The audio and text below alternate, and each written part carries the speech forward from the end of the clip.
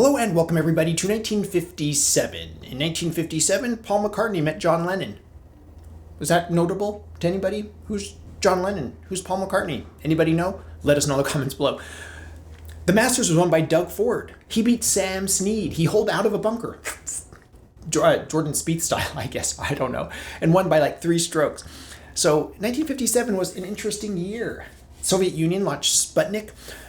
So when I think of 50s irons, I think of things that look like there's some handwork put into it, right? Maybe not the most precise and maybe not the most precision across the set, okay? Ben Hogan might have realized this too, and so he started coming out with these Saber irons, the precision irons, the Saber precision irons. And apparently he was pretty fanatical about it. This is the second iteration. I have a first iteration. I'll show some pictures here to compare the two. But this might be the first modern blade. Is that even a possibility in 1957? Or previously 1955. Let's get this beauty on the review table and have a closer look. To identify this, you actually have to look at a couple of things. It needs to say precision right here, not personal, because they did remake this later. So precision, Ben Hogan. It has these 2 little flags here by the sole, muscle back right here.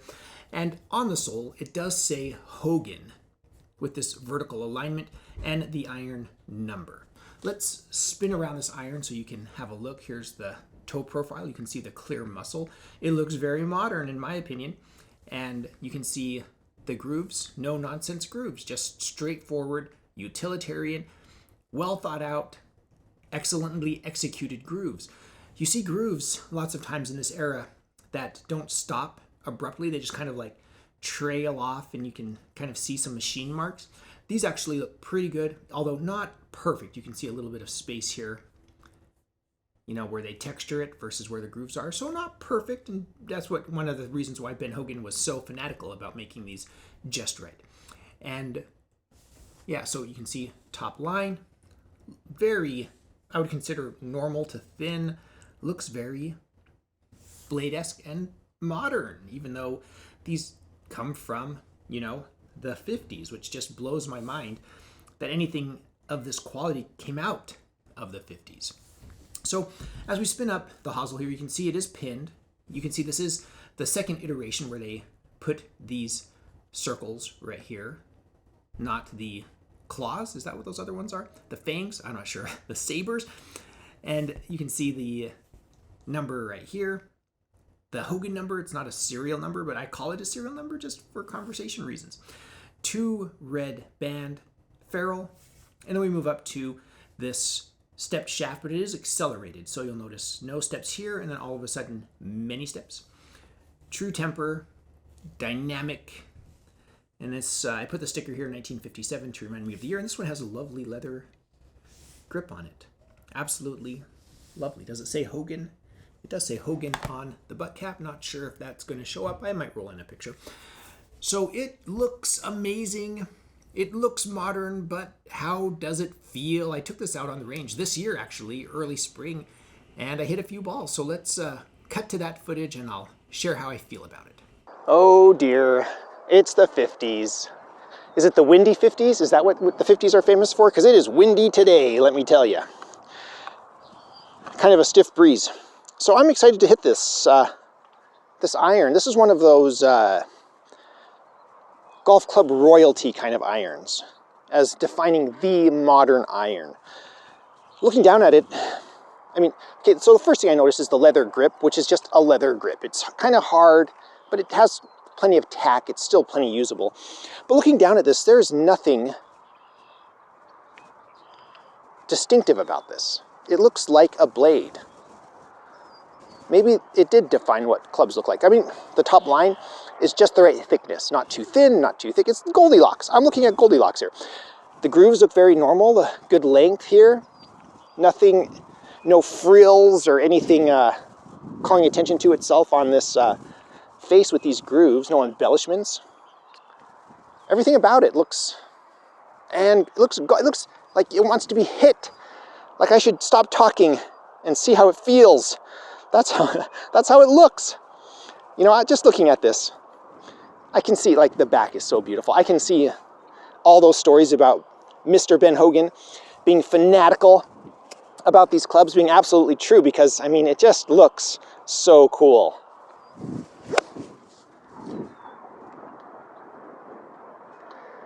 That one went pretty good. That one went, it looked like it carried the 150. Oh, it's a 6 iron, not a 7. Okay, yeah.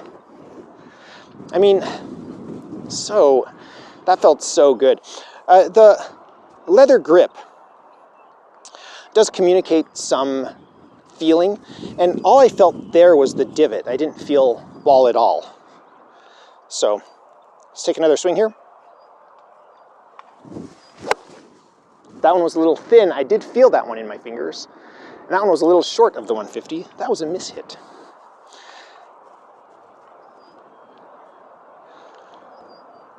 But as far as mishits go, those are the kind that I like on the course. Go straight, on course. All right.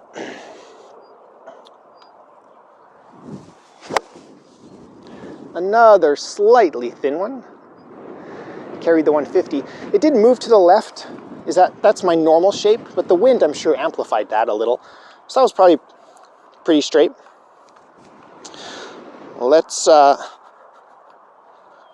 hit one more here.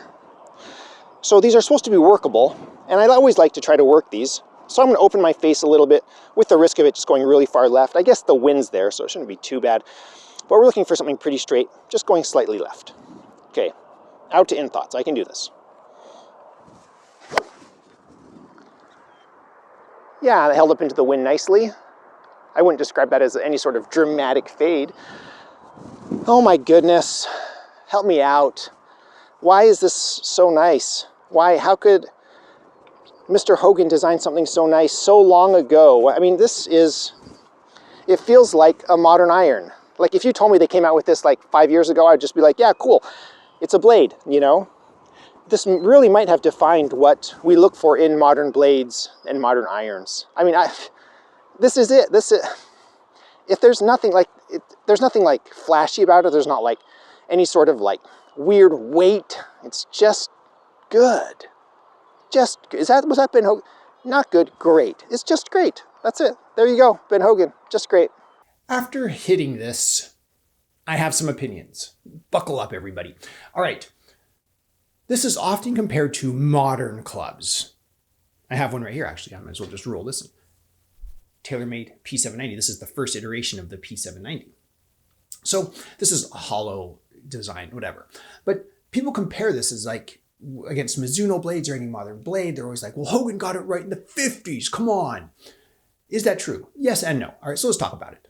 So on a modern club, and this is something that I talk about a lot on the channel, I just want to get it out of the way. The center of gravity on these are perfect because they are made by machines. They're stamped out, industrial, perfect, okay?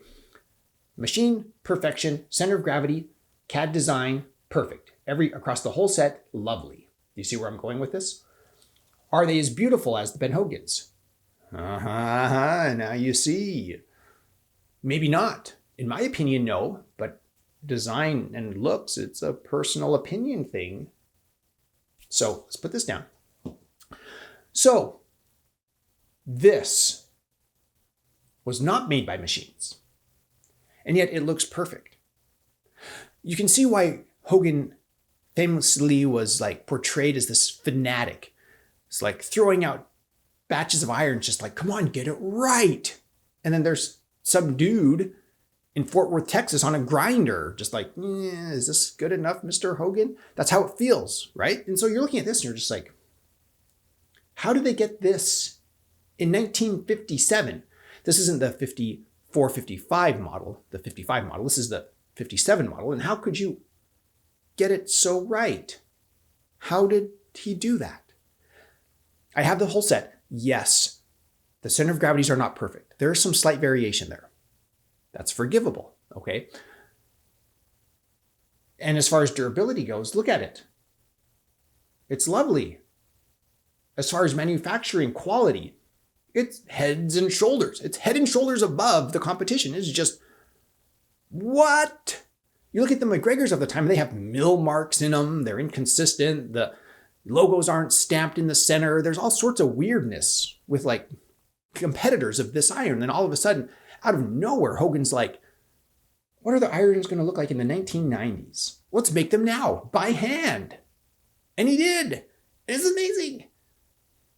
So what are the advantages? Obviously, like I said, the center of gravity is one. The club lengths and lofts will be different with a modern set. That's just the world we live in. Can't control that. But not enough for me to say, oh, I'm never going to play these. I want to make a course vlog with these, in fact, because they're so cool. I really like these irons. But it's unfair to compare them to their any modern equivalent. The design, yes. We need to give credit to Ben Hogan for making this wonderful design.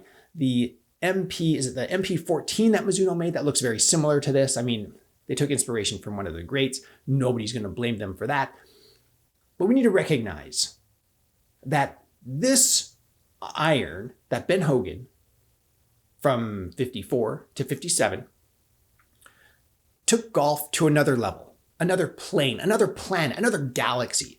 It was just like, oh, this is how these people are just like hammering these out. Some country bumpkin there with like a hammer on an anvil.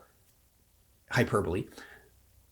And then we're just going to take it to the next level, modern spaceship designs. And I love that about this iron. I love that all of golf is better because of Hogan, because of Ben Hogan's fanaticism and dedication to making a really perfect iron. Thank you. That's all I wanted to say. Let me know your thoughts and memories. I don't know when I'll get around to making a course vlog with these. I want to. It's just time frames with little kids. Might be decades. Could be next week. Buckle up. Subscribe if you haven't already. Ben Hogan Saber Precision 1957 model. I want to hear all your thoughts and comments in the comments below. As usual, huge shout out to my patrons for making this channel and all my channels possible and the support that I get from them. Another way you can support this channel is my Amazon shop. I'll put a link in the description below. I am an Amazon associate. I make proceeds from qualifying purchases. Stay tuned for some data collection at the end. I am the Vintage Golfer.